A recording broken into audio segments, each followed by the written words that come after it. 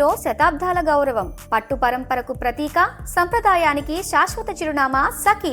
IPL 2026 సీజన్లో వరుస ఓటములతో కుంగిపోయిన Mumbai Indians కు ఎట్టకేలకు ఊపిరి పీల్చుకునే విజయం దక్కింది.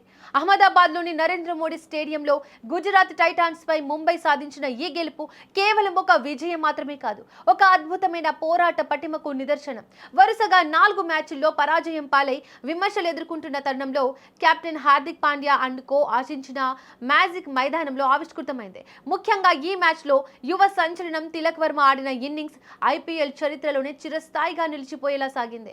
ఒకానొక దశలో అయితే అది తక్కువ స్కోర్కే పరిమితం అవుతుందనుకున్న ముంబై జట్టును తిలక్ తన విధ్వంసకర బ్యాటింగ్తో ఆకాశమే హద్దుగా చెలరేగి 200 పరుగుల భారీ లక్ష్యాన్ని ప్రత్యర్థి ముందు ఉంచాడు.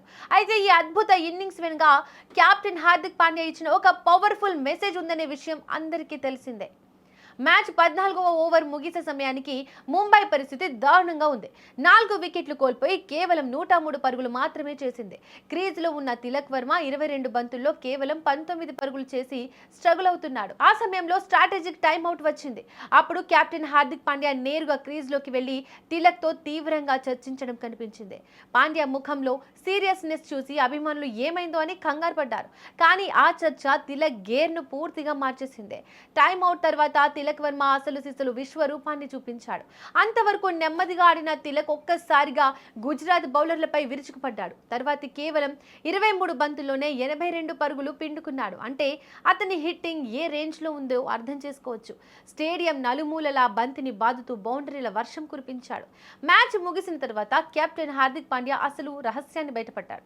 టైమ్అవుట్ సమయంలో తాను తిలక్తో ఏం మాట్లాడాడో వివరిస్తూ అహ్మదాబాద్ లో గతంలో ఎప్పుడు గెలవని ముంబైకి ఈ విజయం చాలా స్పెషల్ అని చెప్పాడు. తిలక్ వర్మ అద్భుతమైన ప్రతిభావంతుడని, అతను దేని గురించి ఆందోళన చెందకుండా కేవలం బంతిని బలంగా బాదనమే లక్ష్యంగా పెట్టుకోవాలని తాను గట్టిగా చెప్పానని వెల్లడించాడు. ఆ సమయంలో తాను ఎంత గట్టిగా అరిచానంటే తన తల పగిలిపోతుందేమో అన్నంత శబ్దం చేసినట్లు పాండ్యా నవ్వుతూ చెప్పాడు. పరిస్థితి ఎలా ఉన్నా సరే నీ సహజమైన ఆటను ఆడమని, బంతిని స్టాండ్స్ లోకి పంపడమే నీ పని అని తిలక్ కు క్లియర్ కట్ మెసేజ్ ఇచ్చాడు. ఆ సందేశమే తిలక్ వర్మలో కొత్త ఉత్సాహాన్ని నింపిందని, అందుకే అతను గుజరాత్ టైటాన్స్ బౌలర్లను ఊచకోత కోసాడని క్రీడా నిపుణులు విశ్లేషిస్తున్నారు. తిలక్ విధ్వంసంతో ముంబై 200 పరుగులు చేయడమే కాకుండా చివరకు అద్భుత విజయాన్ని అందుకొని మళ్లీ రేసులోకి వచ్చింది.